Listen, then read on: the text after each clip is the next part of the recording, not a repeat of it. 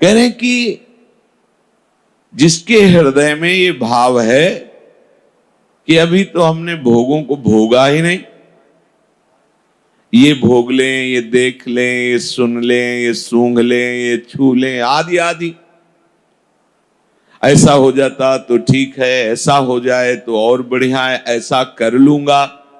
ये जैसे एक शाखा से बहुत छोटी छोटी टहनियां निकलती हैं, फिर उसमें और छोटी छोटी, ऐसे ही भोग की इच्छा मात्र से अनंत शाखाएं प्रकट हो जाती हैं। और यही संसार का बंधन है। ऐसा पुरुष क्षमता को नहीं धारण कर सकता, क्योंकि समता को धारण करने वाली बुद्धि एक निश्चय वाली होती है। सांसारिक वस्तु, पदार्थ, कामना, भोग, बहुत शाखाओं वाली बुद्धि इसमें विचरण करती है। लेकिन प्रभु की प्राप्ति वाली एक बुद्धि होती, सब तज हरिभज, खत्म, एक में काट दिया, पूरा संबंध काट दिया। धन की कामना, भोग की कामना, मान बढ़ाई की कामना, बहुत कामनाओं की भीड़ है, बस एक जगह से काट दिया कि मुझे प्रभु चाहिए और कुछ नहीं, सब तज हरिभज, काट दिया। अब जड़ से कट गई तो उनकी बड़ी बड़ी शाखाएं, छोटी छोटी चहनियां, सब खत्म। इसलिए एक बुद्धि है। लेकिन भोगों वाली बुद्धि बहुत शाखाओं वाली, जैसे मिठाई पाई जाए। अब मिठाई में क्या पाया जाए? गुलाब जामुन, गुजिया, दूध पकौड़ी, ये बहुत शाखाएं। ये भोग किया जाए, बहुत शाखाएं। बहुशाखा हृणन्ताश्च बुद्धयो अव्यवसायी नाम। जिनकी भोग बुद्धि है उनकी बहुत शाखाओं वाली, बहुत शाखा। किस किस को काटे? भीड़ लगी हुई, कामना, वासना, तृष्णा, इच्छा, राग, द्वेष। जिसके भीतर मैं भोग करूंगा ये भाव है, वो संग्रह में और भोगों में आसक्त रहता है। और भोगों की अनंत शाखाएं हैं। विचार करके देखो, हमें लगता है अगर ये भोग मिल जाए तो शांति हो जाएगी। भगवान कह रहे हैं, जिन्होंने रचा है, कह रहे अनंताश्च बुद्धयो अविषयाई नाम, अनंत शाखाएं उसकी है। जैसे अगर सुंदर पत्नी मिल जाती और उससे एक पुत्र हो जाता, फिर बाद में सोचते कि आगे धर्म करना है, भजन करना है क्या, पर पहले एक ही ऐसा हो जाए। अब वो पत्नी सुंदर कैसे मिले? अगर बढ़िया मकान होता, गाड़ी होती, अच्छे रुपया होते, तो पत्नी बढ़िया मिल सकती थी।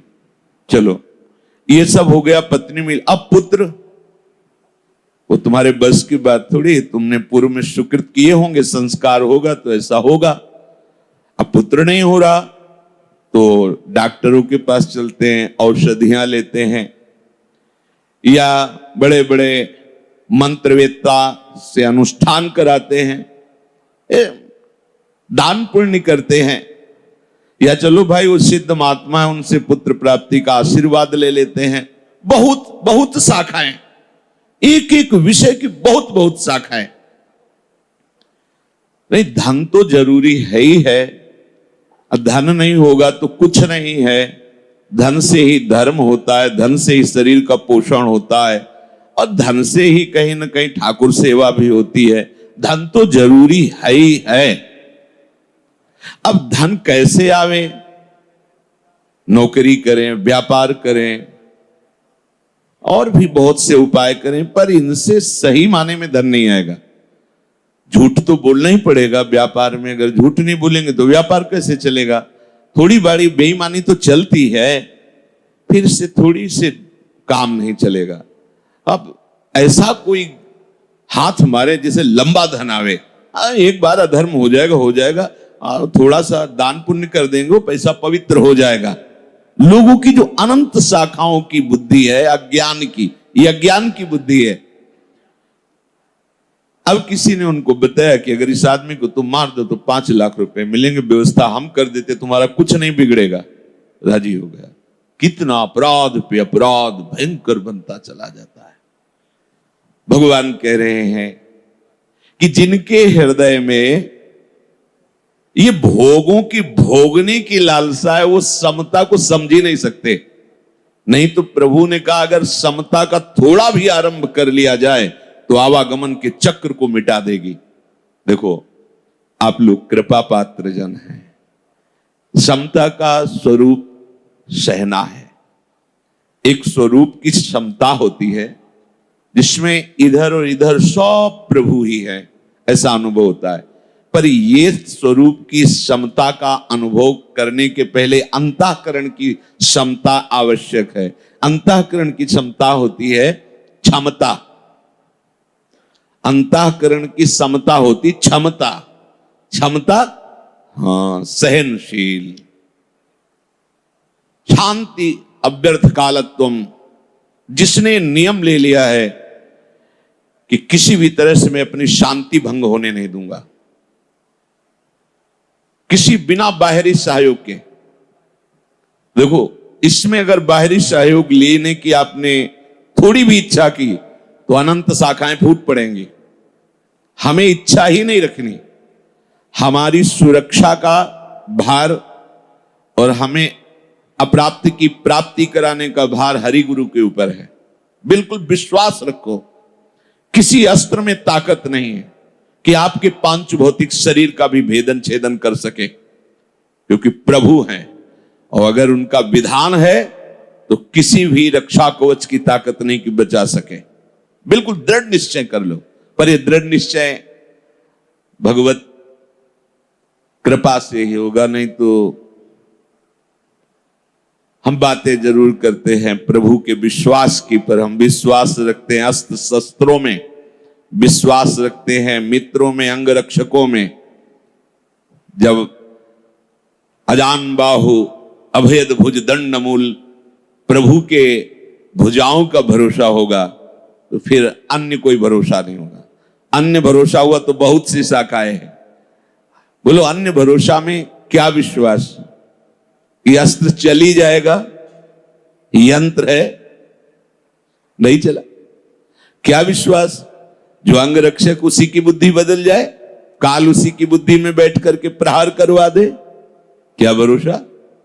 एकमात्र जिसे किसी भी तरह की कोई सुख सुविधा की आकांक्षा है तो समता को निर्धारण कर सकता है। यह खास बात है, क्योंकि समता हृदय की क्षमता है। जब तक आप इस बात को स्वीकार नहीं करेंगे, भगवत मार्ग में आगे नहीं बढ़ पाएंगे। प्राय लड़खड़ा के यहीं गिर जाते हैं, राग द्वेष में ही गिर जाते हैं। बहुत बड़ा जाल है। राग द्वेष दोनों खोइए तब खोजिए पद निर्वाण, महापुरुषों ने कहा है।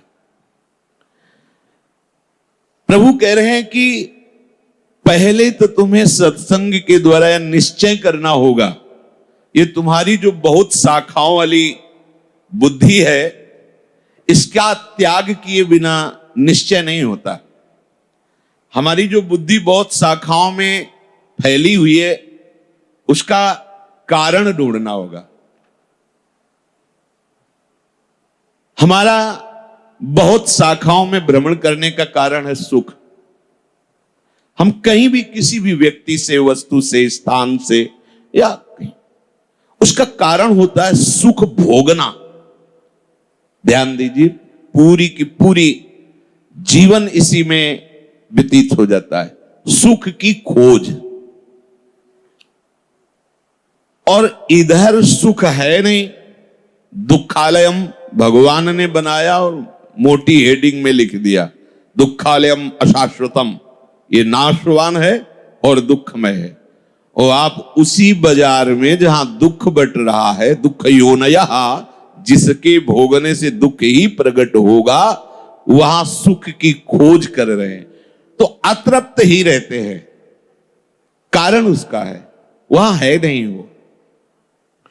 कीट पतंगे से लेकर बड़े बड़े सम्राट तक सब अभावग्रस्त हैं। ये महापुरुषों की अंतर्दृष्टि से देखा गया है। एक छोटे कीट से लेकर एक बहुत बड़े सम्राट के हृदय को देखा तो अभाव ही अभाव है, अतृप्ति ही अतृप्ति है। अपने को लगता है अगर इतना रुपया हो, इतनी वस्तु हो, ऐसा सुंदर रूप हो, ऐसा मकान, ऐसा जैसे हम कल्पना करते हैं, ऐसा ऐसा हो तो हम सुखी हो जाए। तो बहुत से लोग ऐसे हैं जो तुम कामना कर रहे हो वो उनको सहज में प्राप्त है, तो वो निष्काम हो जाना चाहिए, पर वो उससे बड़ी कामना कर रहे हैं, उससे बड़ी कामना, वो उससे बड़ी कामना। समझो, ये बहुत शाखाओं को काटना होगा, नहीं भगवत मार्ग में आगे नहीं बढ़ पाएंगे। सबको अभाव ही अभाव है, सबको।